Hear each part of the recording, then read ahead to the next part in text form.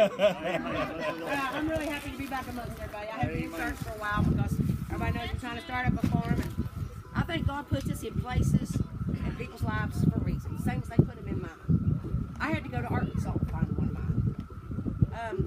I sat there for a week with my husband. I was single decade soon. But the last day I was there, I went to a laundromat. Stacy was at work. I was kind of bored. I figured I'd wash my clothes before I pack my stuff and come home. And I ran into a lady in a parking lot. And it really just, I mean, she sat in her car and just stared at everybody. She looked like she's scared to get out. And when she did get out, she was struggling with baskets, and I asked if could I help her.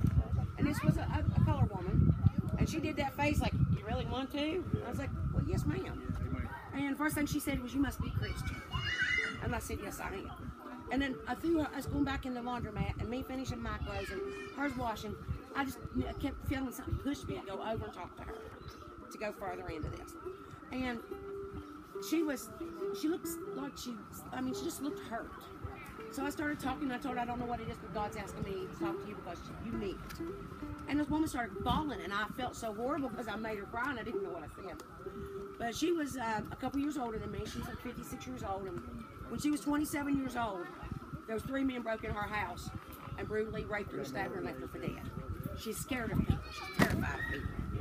And I told her, as long as she keeps that, they're winning. She's got to let it go. Now she goes to church. She said, but I go to church and I'm a Christian, but I'm not happy as you are. I said, it's because you got to let it go.